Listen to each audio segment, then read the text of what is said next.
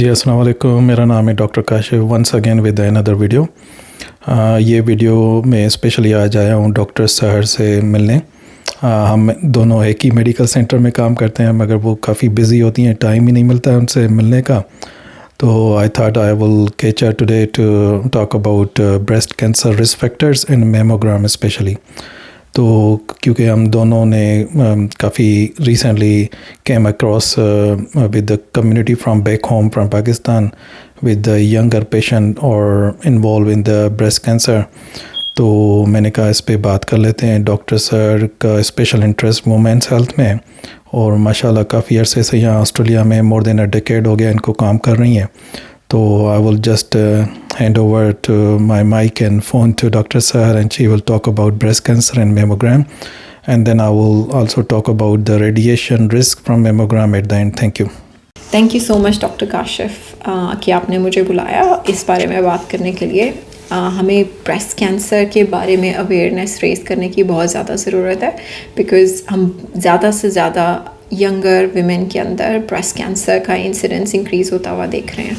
So it's very important कि हम familiar हों अपनी ब्रेस्ट के नॉर्मल स्ट्रक्चर से। इसका मतलब ये है कि आप हर महीने पर्टिकुलरली अपने मेंस्ट्रुअल साइकिल के बाद अपनी ब्रेस्ट को एग्जामिन करें, दोनों साइडों को, और अपने आर्मपिट्स के अंदर भी, और फेमिलियर हों कि आप normally how the texture feels like. So ताकि अगर आप कोई लम्प फील करें, कोई चेंज फील करें, जैसे स्किन के ऊपर चेंज या कोई पेन, तो आप जाके अपने डॉक्टर से रेफरल लें इन्वेस्टिगेशंस के लिए। क्योंकि ब्रेस्ट कैंसर के, जैसे कि मैंने पहले बोला, ब्रेस्ट कैंसर के सिम्टम्स लंप हो सकता है, स्किन चेंज हो सकता है, स्किन की अपीयरेंस ऑरेंज की पील की तरह होना हो सकता है, लंप आपकी आर्म पिट में हो सकता है, या फिर कोई भी निपल डिस्चार्ज से। बात होती है इन्वेस्टिगेशंस की कि आप क्या टेस्ट करवाएंगे अगर आप कोई लंप फील करें।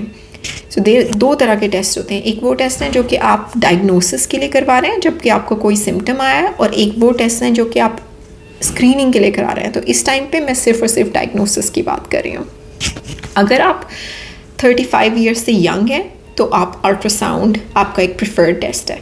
अगर आप 35 ईयर्स से अबव हैं तो आपको मैमोग्राम एंड अल्ट्रासाउंड दोनों कराना है। रीज़न ये है कि जैसे जैसे हमारी उम्र ज़्यादा होती है, ब्रेस्ट टिश्यू जो है वो कम डेंस हो जाता है, लाइक वो थिकनेस ज़्यादा होती है यंगर एज, और जब थिकनेस ज़्यादा होती है तो मैमोग्राम जो है वो कम सेंसिटिव होता है। इसके बाद सिर्फ अल्ट्रासाउंड या मैमोग्राम ही नहीं कराना है। अगर वो लंप डिटेक्ट हुआ है तो चाहे आपका अल्ट्रासाउंड या मैमोग्राम कुछ भी कह रहा है, biopsy is also an extremely important part. वो आपके डॉक्टर, आपके सर्जन जो हैं वो आपको रेफ़र करेंगे या वो खुद से बायोप्सी करेंगे, वो डिपेंड करता है आपकी सिचुएशन से। सो आप जाएँ और उनको देखें। इट्स वेरी इम्पॉर्टेंट कि आप जो हैं रेगुलर स्क्रीनिंग प्रोग्राम में भी पार्टिसिपेट करें। पाकिस्तान में अनफॉर्चुनेटली कोई फॉर्मल स्क्रीनिंग प्रोग्राम नहीं है, तो how do go about it? So if अगर आपकी कोई भी हिस्ट्री नहीं है, फैमिली हिस्ट्री नहीं है, तो आपको मैमोग्राम करवाना है हर 2 साल, starting from the age of 50 up till about age of 75। I think 75 और 71, 75। Thank you doctor Kashif. उसके अलावा अगर आपकी फैमिली हिस्ट्री है, जैसे फ़र्ज़ करें आपकी सिस्टर हैं जिनको ब्रेस्ट कैंसर हुआ था, या आपकी कोई आंटीज़ हैं एक तो जिनको ब्रेस्ट कैंसर हुआ था, तो you need to have a chat with your doctor. क्योंकि डिपेंडिंग अपॉन कि कौन सा रिश्तेदार था और कितने रिश्तेदार थे, that may determine the frequency of your screening. So आपने क्या करना है कि आपने as a general rule mostly it's about from the age of 40 कि आप ईयरली अगर किसी क्लोज फैमिली मेम्बर में ब्रेस्ट कैंसर डिटेक्ट हुआ है, जैसे आपकी सिस्टर हैं या कुछ हैं, तो आपने जो है वो 40 की एज से, या sometimes even earlier than that, you have to do it. And yearly और बाई ईयरली और twice yearly would be determined by your own doctor who would discuss that. बहुत सारे लोग हैं वो ये सवाल करते हैं कि ब्रेस्ट कैंसर के रिस्क फैक्टर्स क्या हैं। देखिए बहुत सारे रिस्क फैक्टर्स हैं। Sometimes there is it's idiopathic, कि हमें नहीं पता होता कि क्यों है। जेनेटिक म्यूटेशंस होती हैं। कुछ लोगों से आपने सुना होगा कि उनकी फैमिली में ब्रेस्ट कैंसर रन करता है, विच bye a gene called BRCA1 और BRCA2। लोग जो है उनको विमेन को बहुत अर्ली एज में ब्रेस्ट कैंसर हो जाता है। Things like excessive weight gain, obesity, having not breastfed in your life, smoking, उसके अलावा समटाइम्स नेचुरली डेंस ब्रेस्ट होना is also a risk factor. So some of these risk factors are modifiable. Like अपनी ज़िंदगी में आप कुछ कर सकते हैं जो कि जैसे आप रेगुलर एक्सरसाइज करें, अपना वेट मेंटेन करें.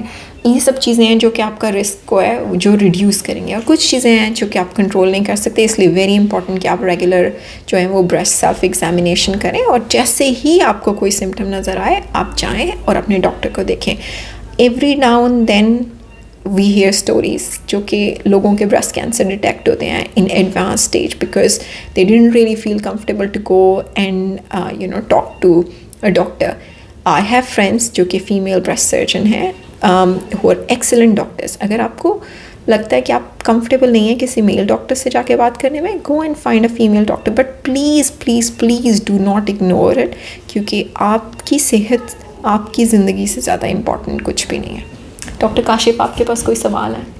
Thank you so much doctor sir, that's for excellent. काफ़ी मिसकंसेप्शन भी मैंने देखी है कि हमारे यहाँ कम्युनिटी में गलत इन्फॉर्मेशन दी गई है कि mammogram can cause radiation risk and cancer. इसकी radiation of risk to cancer is very very minimal. इसका 0.7 MSV इसका एक्सपोजर है, which is equal to 4 normal chest x-ray. तो और अगर आप ह्यूमन सेल्स को डैमेज करने के लिए if you are exposed your body to from radiation about more than 50 MSV, then it can damage to the human cells. So risk is very minimal. Do not listen people, please go get check, go for the screening if you are over 45. Do not delay any symptoms if you notice.